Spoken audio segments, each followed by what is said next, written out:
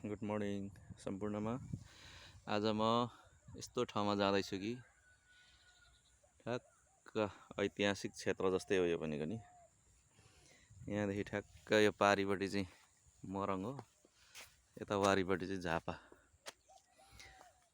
झापा र मोरङलाई जोड्ने एउटा हाम्रो यो झोलङ्गे पुल छ। यसले चाहिँ झापा जिल्लादेखि मोरङ जिल्लासम्म जान सकिन्छ।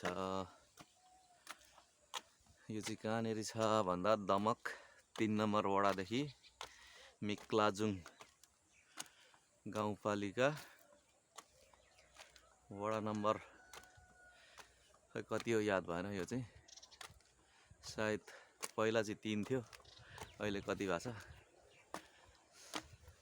त्यस तोरीबारी भन्छ, त्यो ठाउँमा गइन्छ। यसको यस्तो छ।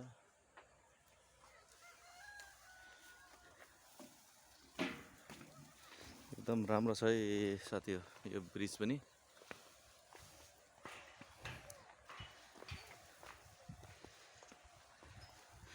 धमाधम छ धान उठाइ यतातिर चाहिँ।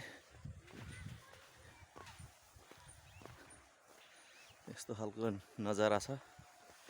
यो मावा खोला हो। यो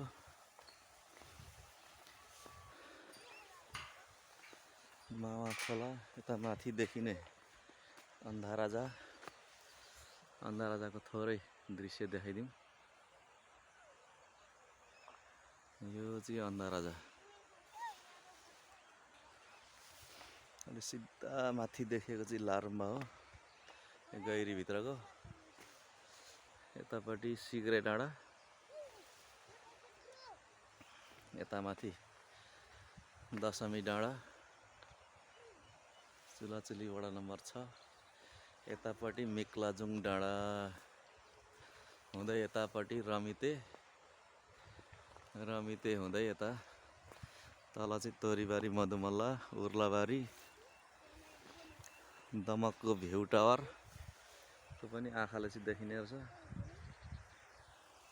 क्यामेराले चाहिँ मेरो चाहिँ अलिक राम्रो छैन र देखिएन।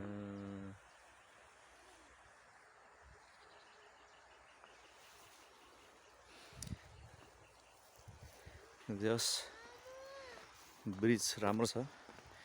यहाँनेरि 2टा बाइक ओहोरदोहोर गर्न सकिने रहेछ एकतालमा।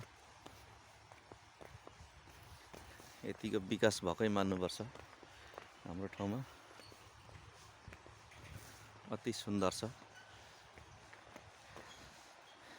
अब म अहिलेसम्म झापामै छु। अब झापादेखि मोरङतिर प्रवेश गर्नेवाला छु।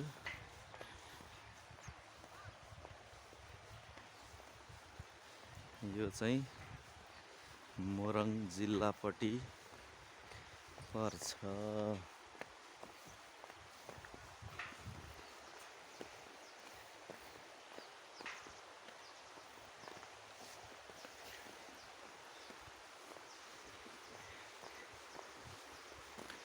ल है, यस्तो छ है झोलङ्गे पुल।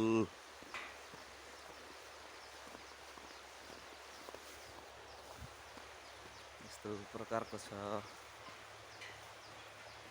ब्रिज। हिँड्न पनि साह्रै मजा आउने रहेछ।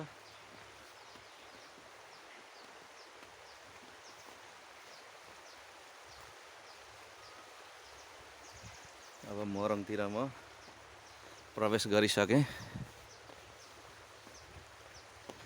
झापादेखि मोरङ 2 मिनट पनि लाग्दैन हिँड्दाखेरि। यस्तो सहज ठाउँ भएको छ, साह्रै राम्रो।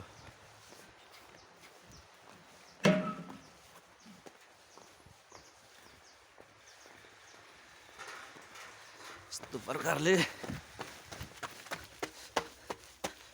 यता ठक्कै मोरङपट्टि आइपुग्यो। ल हेर्नुहोस् है मोरङ साइडको नजाराहरू।